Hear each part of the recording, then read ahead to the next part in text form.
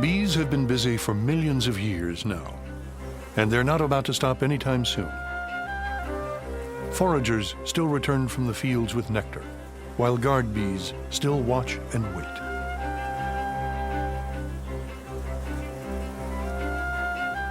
There's treasure in this beekeeper's hive, and all are sworn to protect it with their lives.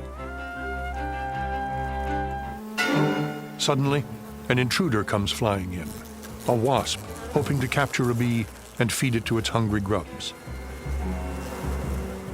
The battle begins in earnest. The wasp is larger, but the bees make up in numbers what they lack in strength. They sting the invader relentlessly. For the individual bee, it's a suicide attack. The bee's stinger and part of its abdomen will be ripped from its body when it pulls away. But the defense of the colony is the only thing that matters. Paralyzed by venom, mortally wounded, the wasp is unceremoniously dragged to the edge of the hive and dumped. Just an ordinary day of birth, death, sex, and violence. And it's not even noon yet.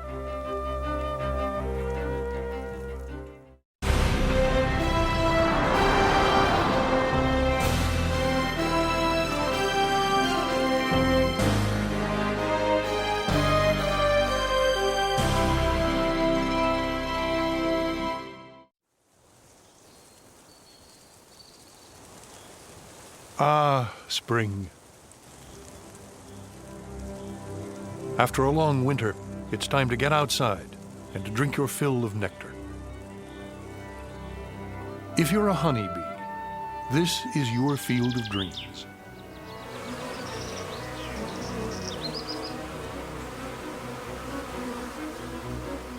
Bees get almost all of their food from flowers.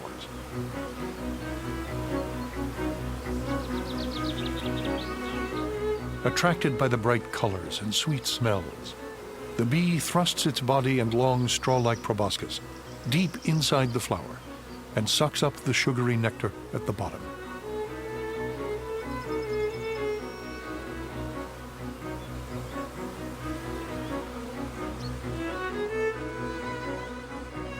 Pollen, the bee's source of protein, is also on the shopping list. While the bee is gathering nectar, pollen collects on the small hairs of its body.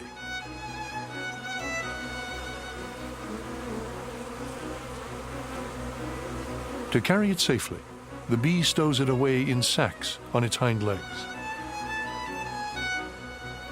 A bee can carry its own weight in pollen and nectar and still fly, barely.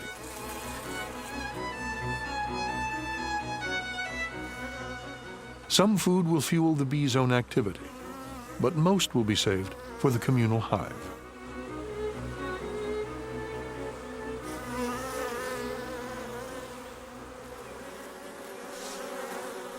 As soon as they return, the foragers prepare to unload their cargo. Other workers are waiting to help them. A full load of nectar fills nearly half of a bee's abdomen.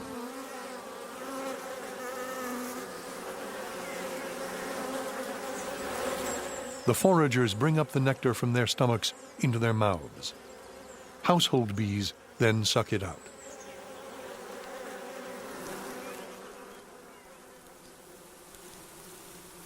As the nectar is passed on from one bee to another, it's processed by enzymes in the bee's body. The nectar is then tipped into storage cells. It takes about 5 days for it to thicken and ripen into honey. When the process is complete, the honey cell is sealed with wax, like a lid on a jar, to be opened when needed.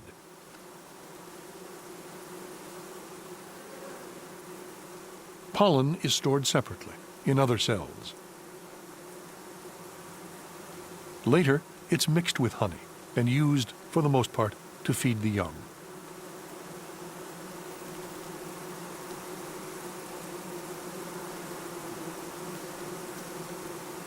The bees pack it down to make room for the next load, and the next.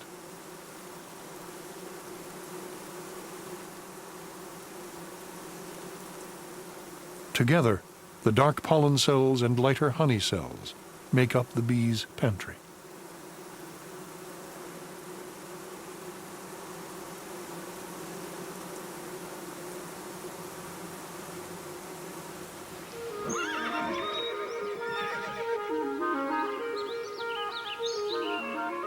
The search for nectar and pollen lasts as long as the light does. The flowers are not just being charitable. By luring the bees, they get them to carry pollen from one blossom to another. A flowering plant can't reproduce unless it gets pollen from another flower of the same type. Without bees, most would die.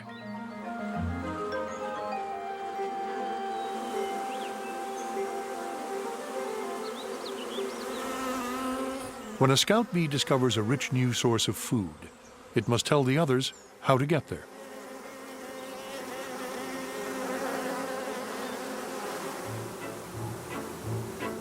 This is the waggle dance. Pay close attention. To learn the location of the nectar, watch how fast the bee waggles its body.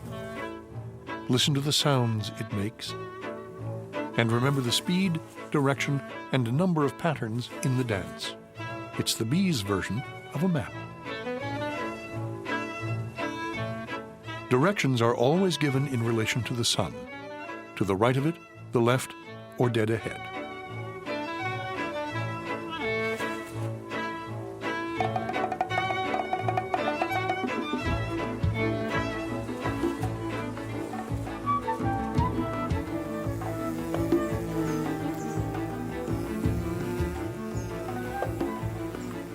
Success at last.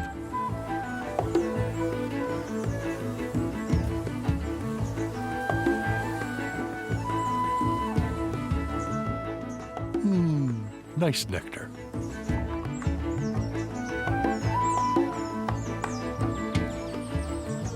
It takes the nectar from 5 million flowers to make 1 pint of honey.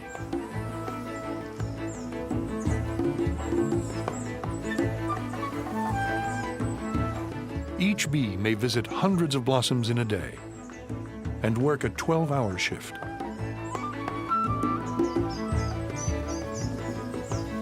They make about 10 journeys in a day, with each trip lasting roughly an hour.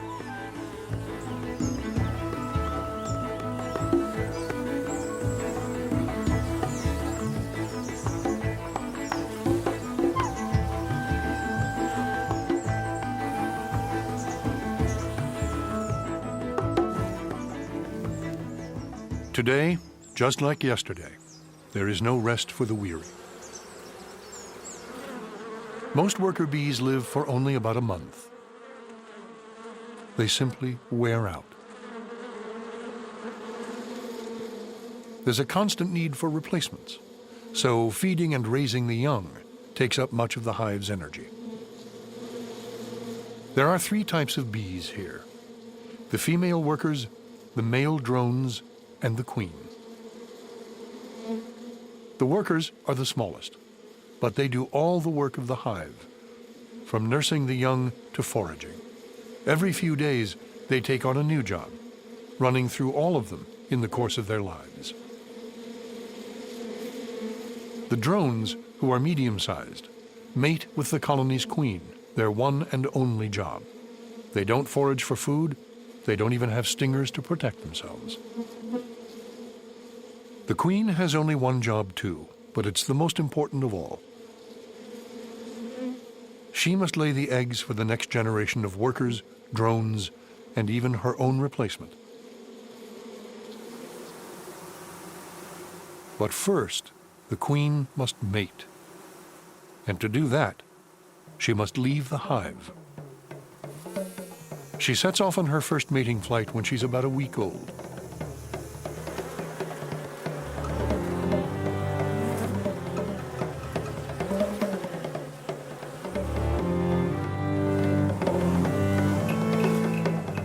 When the queen appears, she's immediately surrounded by the males, who follow her unique scent.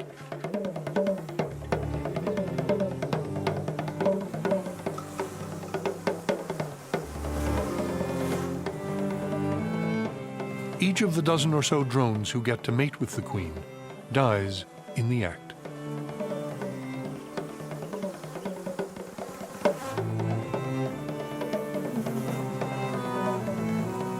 The queen flies back to the hive immediately, her body carrying the sign of success. What's left of the male. She'll make a few more mating flights in the coming days.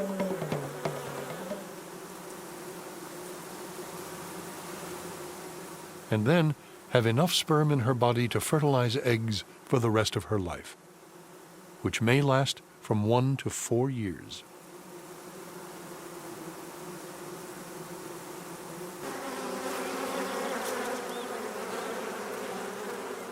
It's now time for the beekeeper to pay his respects to Her Royal Highness.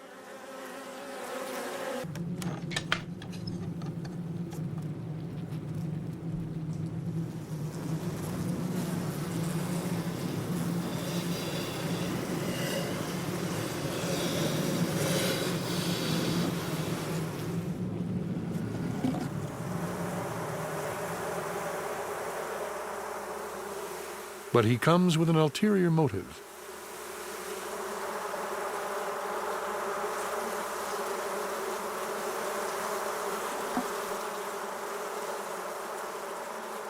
A mated queen can be sold to another beekeeper who wants to establish a new colony. Such valuable property needs to be marked, like the brand on a steer.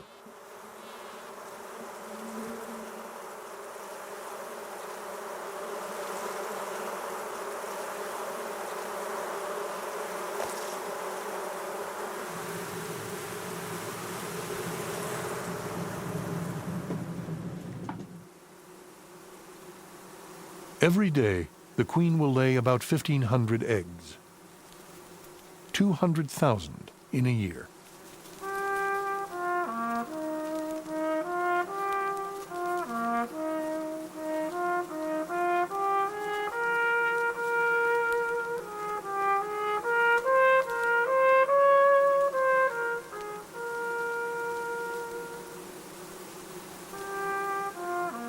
It's a tough job, but someone has to do it.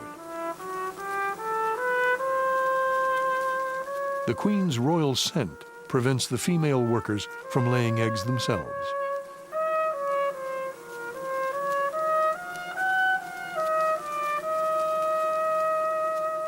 It takes a few days for the eggs to grow into larvae.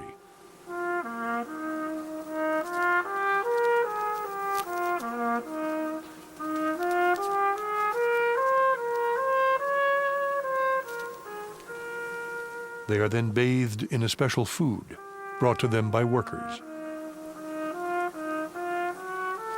During its first day, a larva eats so much, its weight increases 5.5 times. In 6 days, its weight increases 1,500 times.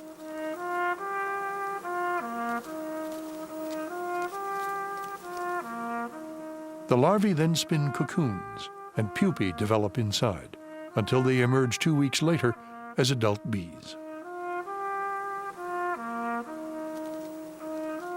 The queen only stops laying eggs when the weather grows colder in November.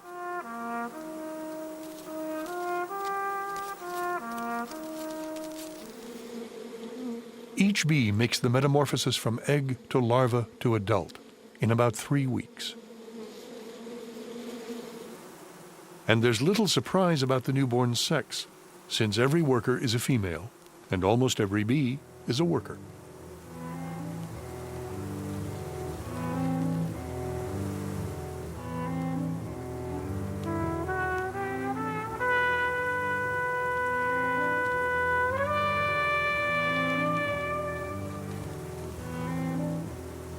In a colony of tens of thousands, only 100 bees are born male. The dome-shaped covers of their brood cells provide extra space for their larger bodies. Worker bees act as midwives to assist them.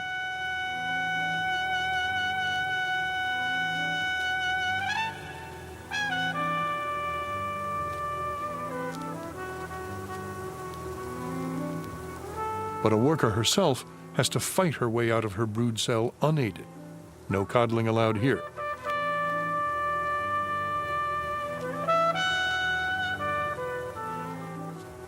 Soon the worker will follow her well-ordered behavioral cycle, beginning with cleaning her own cell.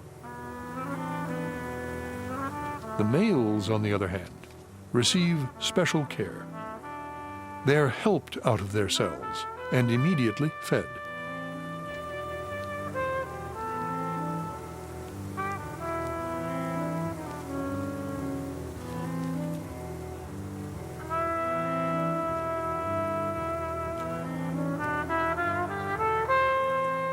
In an otherwise society of equals, the male does not have to work.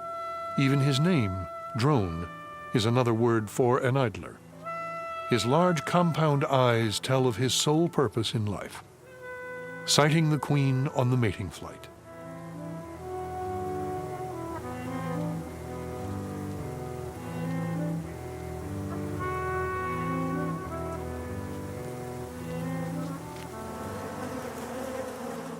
In a honeybee colony, every member has a specific task to perform, and everything has its place.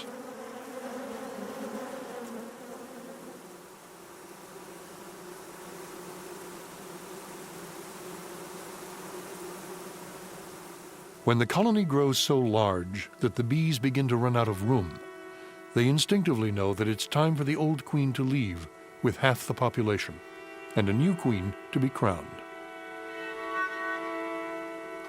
First, construction needs to begin on special queen cells, in which a dozen or so new would-be queens will grow.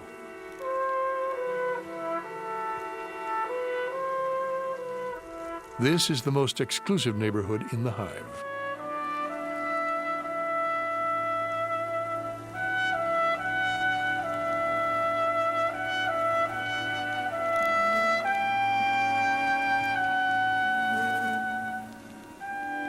As eggs, all bees are equal. But by feeding grubs a steady diet of royal jelly, a mixture of milky secretions, they're turned into queens.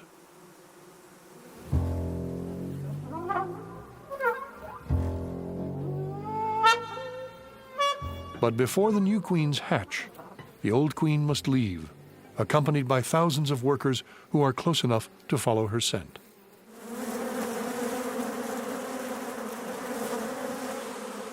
They swarm out of the hive in a mad, swirling rush.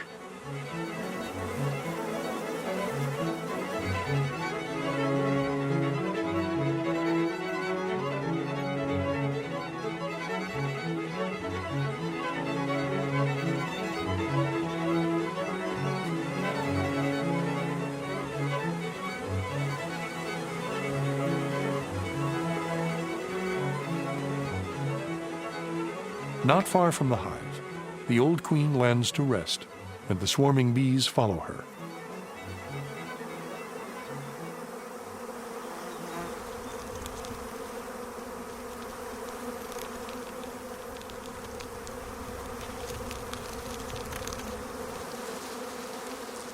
Whenever and wherever she lands, they collect around her to keep her safe and at the right temperature.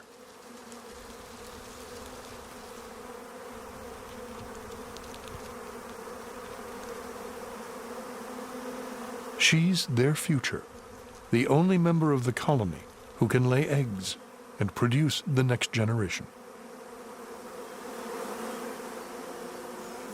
But swarming bees consume a great deal of energy.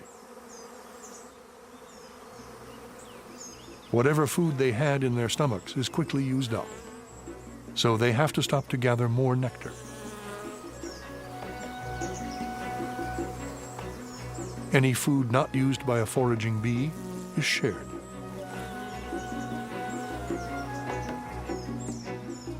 Scouts check out possible sites for a new hive. But with each hour, the danger grows. Out in the open, the bees are extremely vulnerable to predators and bad weather.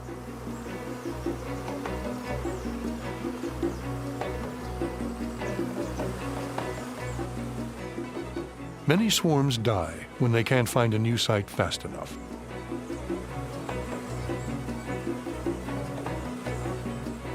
But this time, the bees are in luck. They immediately take possession of a hollow fruit tree. Every inch is carefully examined.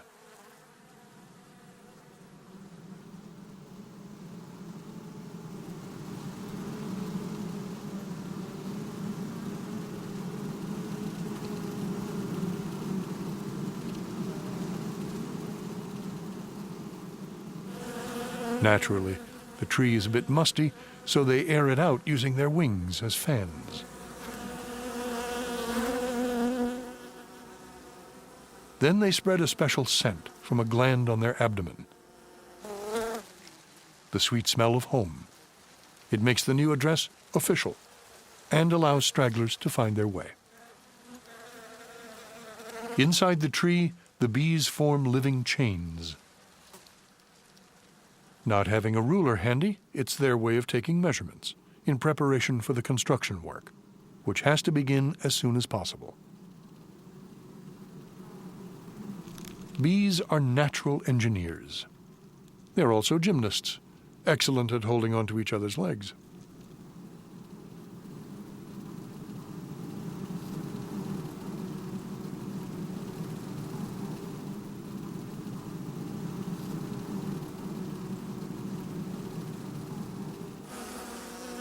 Outside, there's a steady stream of new arrivals.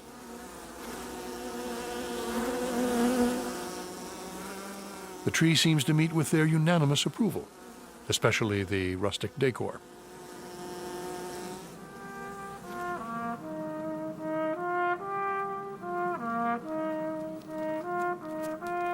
Cell upon cell and row upon row, the hive is built.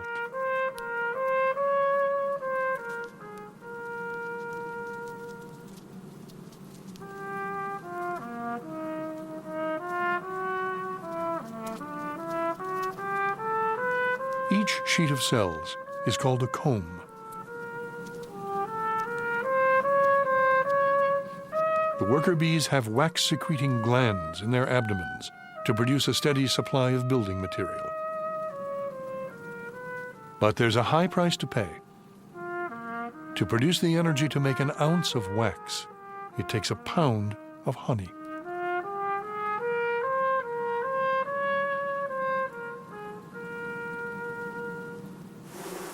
Every cell is a hexagon, sharing a wall with 6 adjacent cells. The comb has 2 layers of cells with a base in between them. That way, there can be open cells on both sides. The wax can be incredibly thin without weakening the structure. A feather-light comb can support pounds of honey. The more cells that are built, the more bees can be born, and the new colony's survival ensured.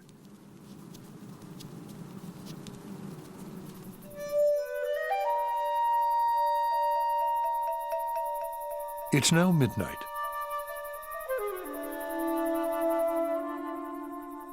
Under the penetrating gaze of an owl, the original colony rests, while other creatures stir.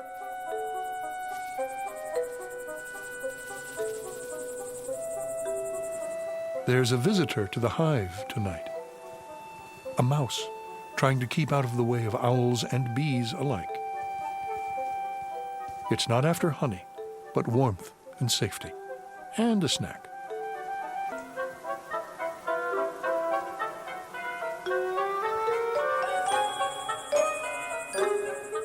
The owl is none the wiser.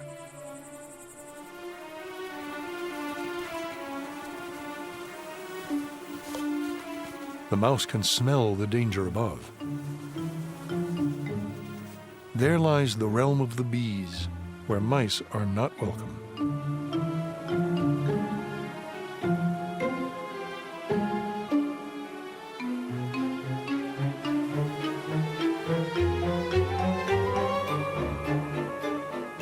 he makes a modest meal of crumbs from the comb.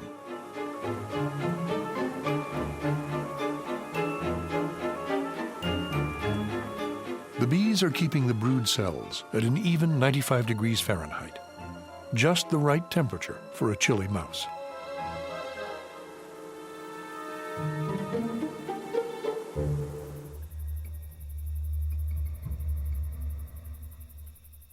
The scent of honey is carried on the night air,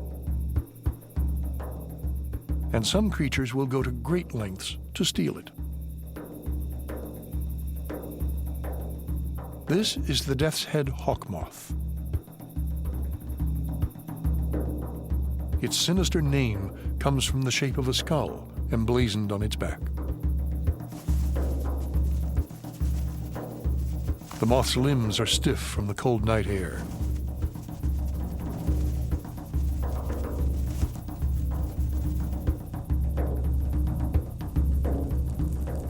By shivering, it warms its body up before taking flight.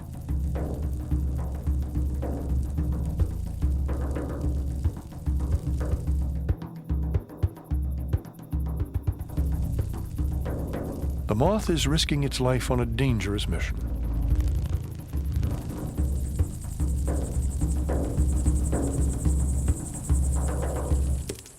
It lands at the entrance, surrounded by guard bees ready to protect the hive. But there's no sign of defense. The moth walks boldly past the guards and enters the hive.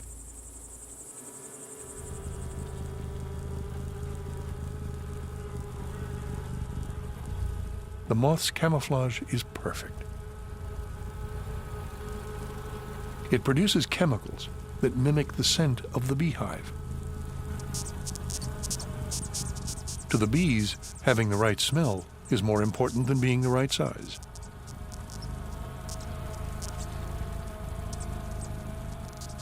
But just in case, the moth uses another deception. It makes sounds that would normally come only from a queen bee. With these disguises, the moth can plunder the honey cells unchallenged. The hive bees notice the loss of honey, but not the robber in their midst.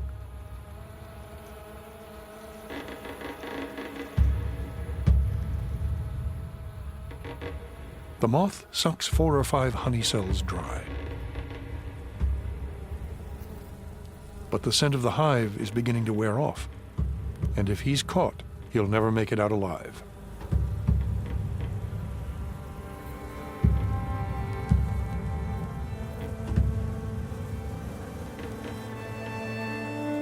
He escapes just in time.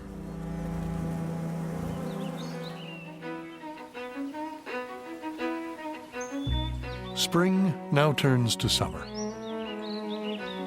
Not only is the harvesting season short, but all sorts of unpredictable events can force the bees to stop. And what's more unpredictable than the weather?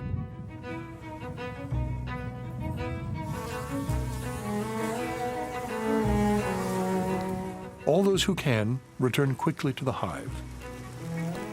Those who remain face the full force of the rain.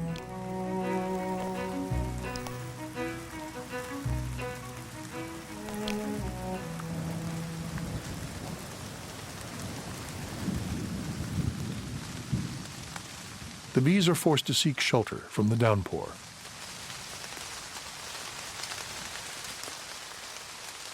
Rain poses a real threat. The bees can become so chilled by the water that their muscles no longer function efficiently. They are grounded, unable to fly.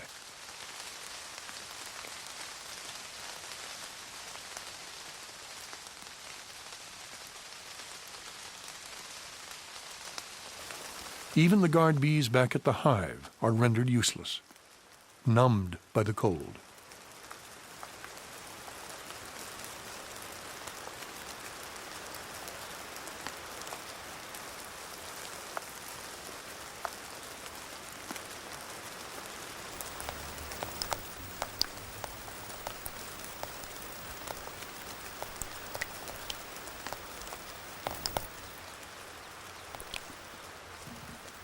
It's a good time for the mouse to return, without the risk of being stung.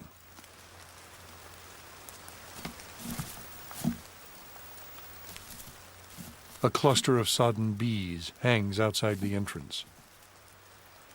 Too many foragers tried to seek shelter in the hive at the same time.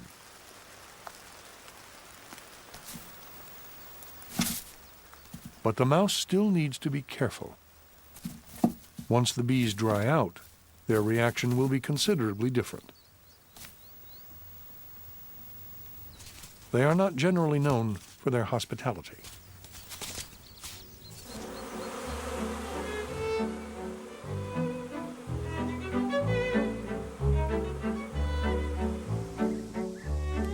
The bees have reason to be wary.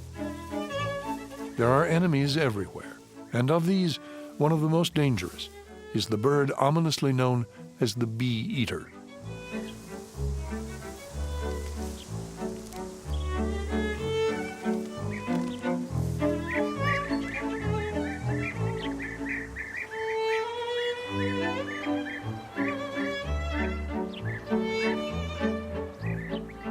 With a brood of hungry chicks in their nest tunnels, the birds need to meet a constant demand for food.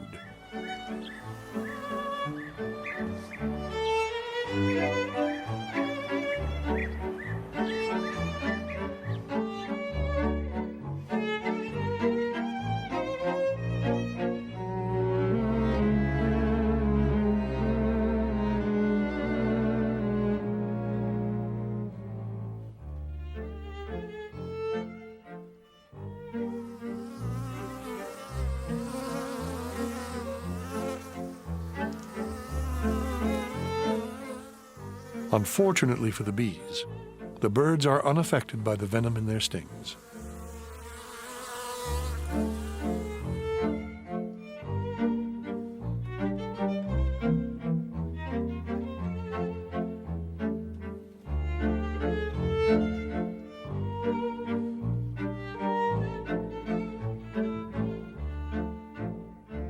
A single bird can kill 500 bees a day. A whole group can wipe out a colony.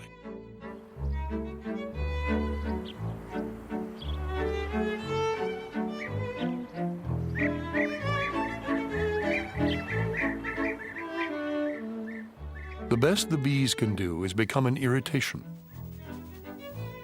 But the bee-eater's thick layer of feathers renders most attacks ineffective.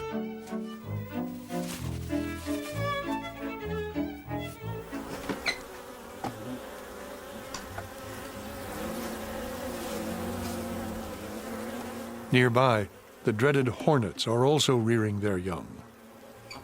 With hungry hornet grubs to feed, attacks against the bees increase in intensity.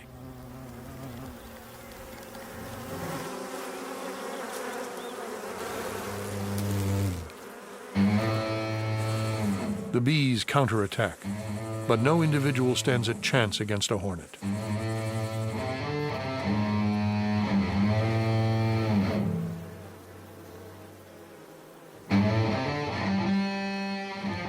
The invader quickly disables the bees' flight muscles. The hornets are nightmare neighbors. They'll remain a constant menace to the bee colony for the rest of the summer.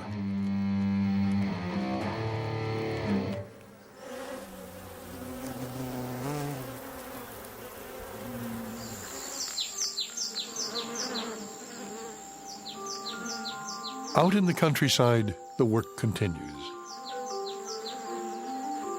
There are thousands of different kinds of bees, but only one kind that produces honey. The honeybee can smell with her antennae, and she can taste with the tip of her proboscis. Not to mention each foot, which can taste what it touches.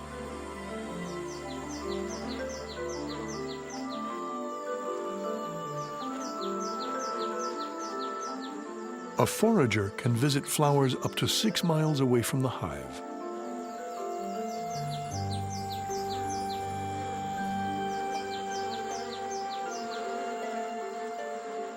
For us, that would equal a trip of 800 miles.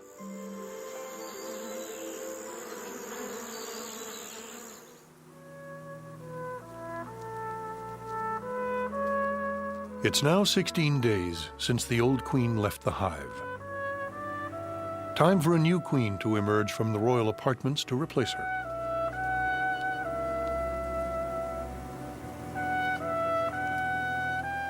The firstborn stakes her claim to be ruler with a piping call.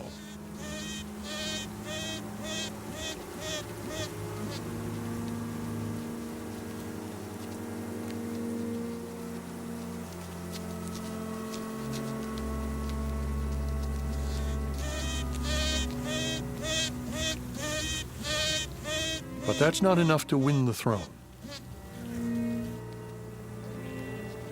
She will also have to fight up to a dozen royal sisters. One possible rival is stung to death through the wall of the brood cell before she can get out.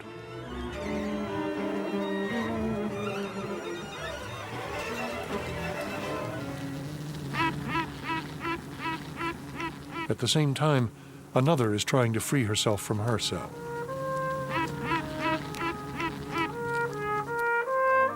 The firstborn queen must now act quickly if she wants to remain in power. She heads for the brood cell of the second rival.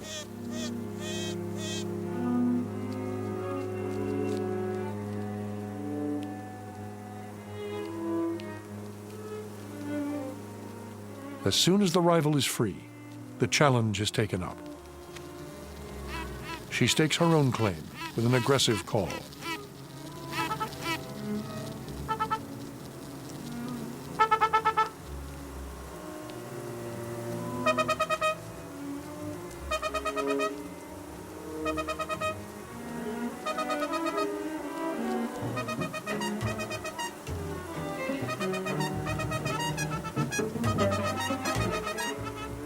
The battle for the colony begins.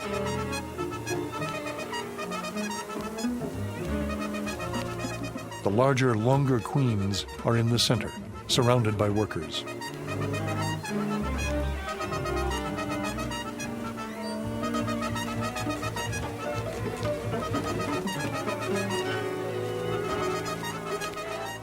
Each queen tries to sting the other to death, striking as close as possible to the sensitive abdomen.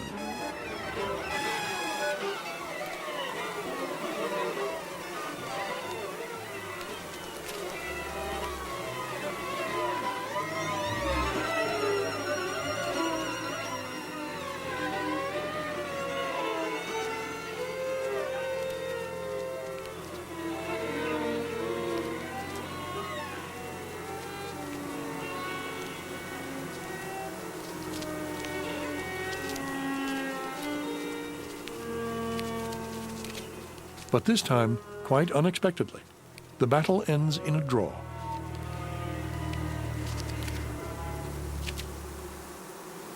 The stalemate has dramatic consequences. A hive can only have one queen, so the colony must divide yet again. The departing swarm is on a risky mission. The newborn queen that leads it is a virgin and cannot guarantee the new colony's continued existence. Thousands of workers follow her nonetheless, drawn inexorably by her scent.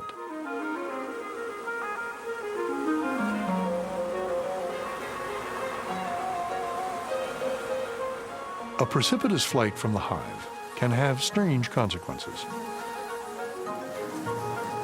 If the scout bees have no opportunity to find a suitable home, they may stumble into a dangerous neighborhood, infested by humans and their infernal machines.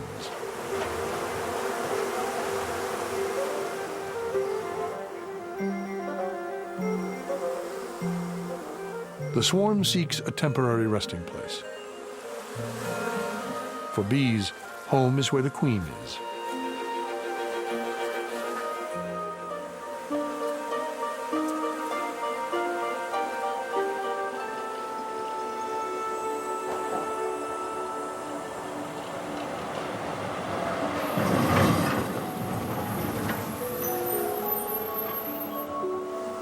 Alighting on a live overhead tram wire shows a definite lack of planning.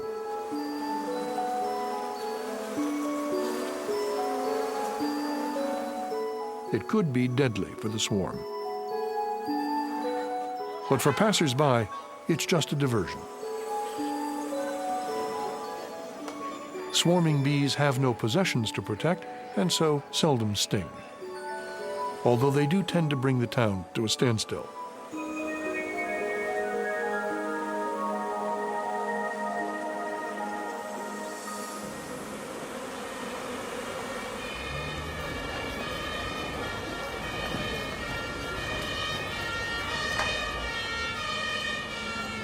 The fire department comes to the rescue.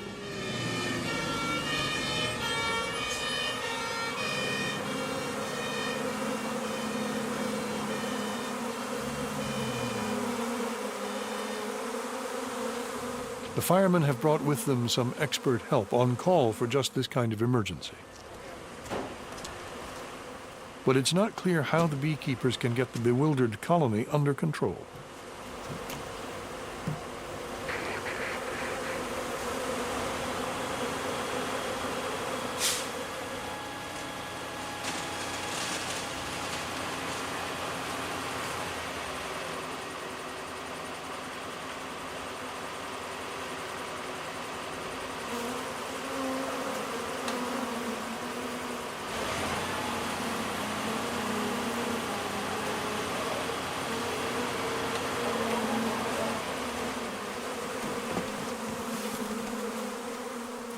As one would expect of firemen, the beekeepers have brought along their own hoses. The cold water has the effect of calming the bees, at least temporarily.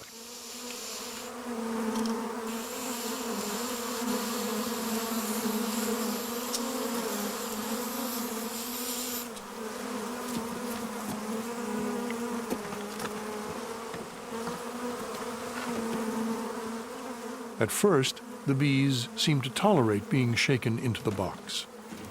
But then they begin to rebel, led by their queen, who has been protected from the effects of the water by a layer of loyal followers. The swarm, with the queen in its midst, rises from the box and continues its journey to a new, unknown destination.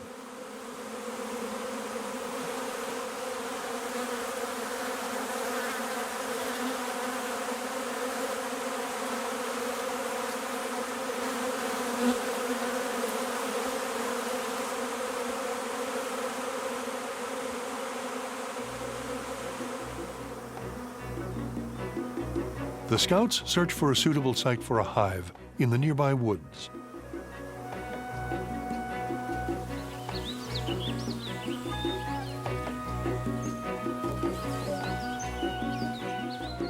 The rotted stump of an old tree seems ideal. A fixer-upper, to be sure, but one with undeniable charm.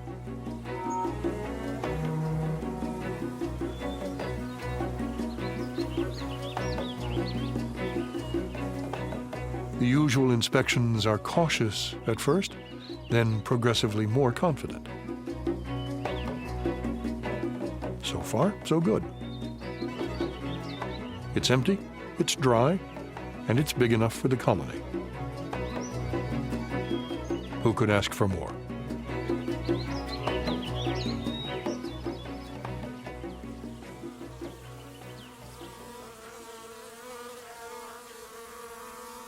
Some food would be nice too.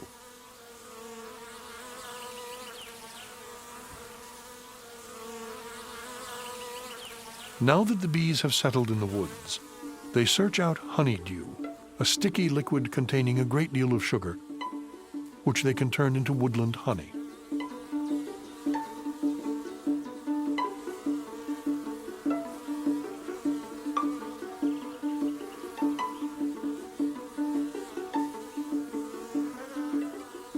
The honeydew comes from aphids.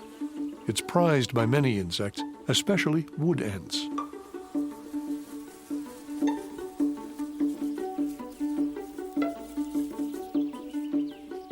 The aphids tap trees to obtain sugary sap, which their bodies turn into honeydew.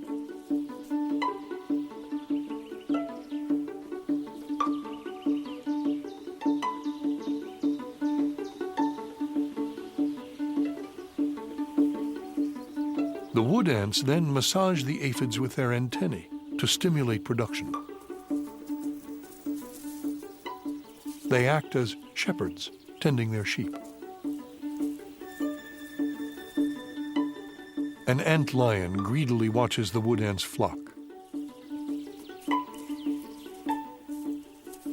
But he'll face stiff resistance.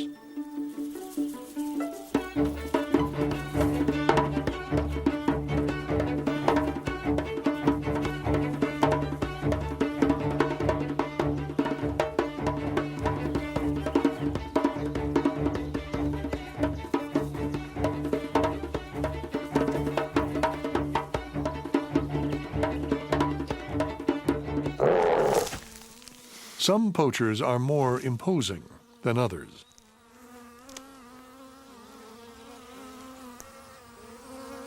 Bears spend almost all of their time foraging for food. It's best not to attract their attention. Too late.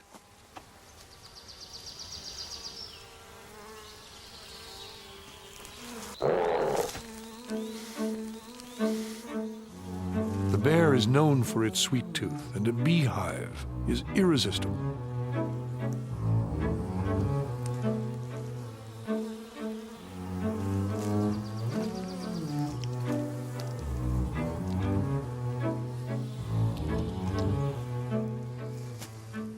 To reach the prized woodland honey, the bear uses brute force.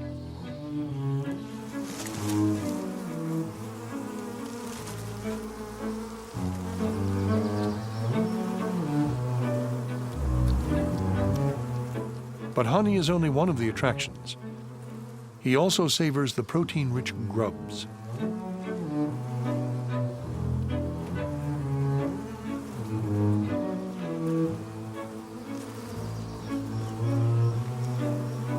The bees desperately defend their hive. But they're no match for the bear, who shakes off their attacks. His thick fur protects him from the stinging bees long enough for him to wreak maximum damage.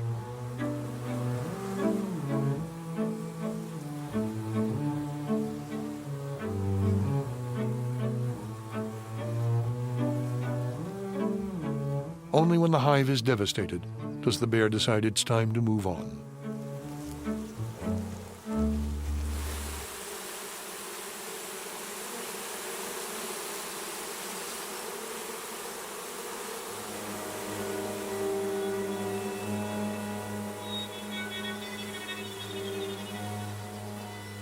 Other, smaller plunderers begin to arrive.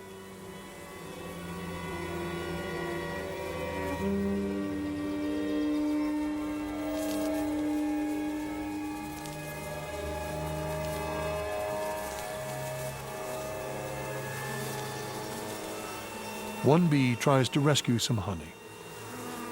She's driven away by the ants. The colony is doomed.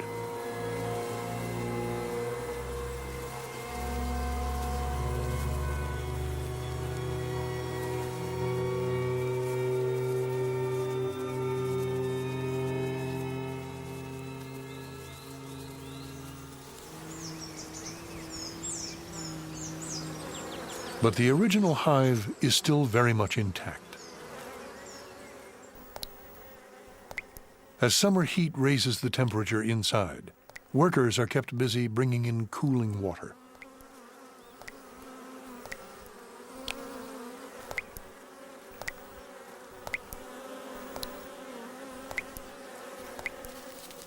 But it's the winter that's the hardest time for the colony. They have only the honey stores set aside in the summer.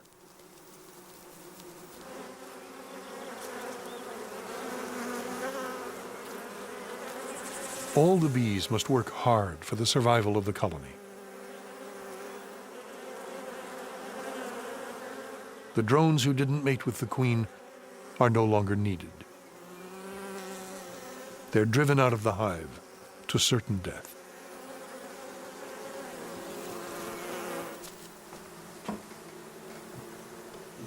The colony must now submit to another indignity. It's time for the beekeeper to take his share of the honey, a kind of rent to cover the cost of the hive and its management.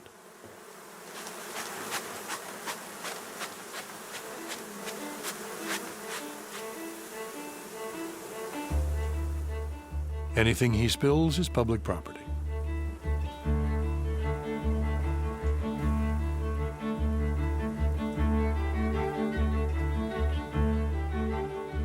But the rent is invariably reasonable, for the beekeeper wants his bees to survive the winter. Beekeepers have been harvesting their crop for thousands of years. They've faced ruin from bad weather, predators, and bacterial disease. And yet, year after year, a new generation of workers has taken to the air to bring us the taste of honey.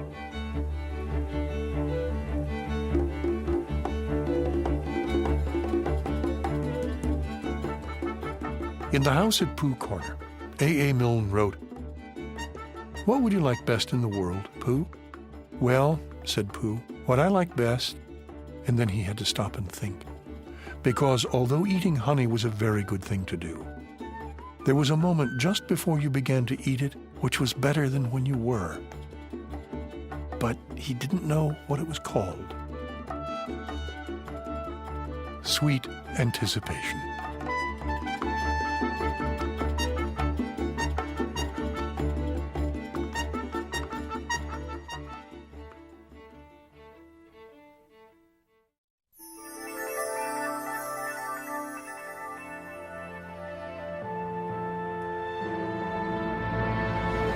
A bee in flight, a mid-air mating, life inside the hive. How did they capture all this on film? Learn the filmmaker's tricks on NOVA's website.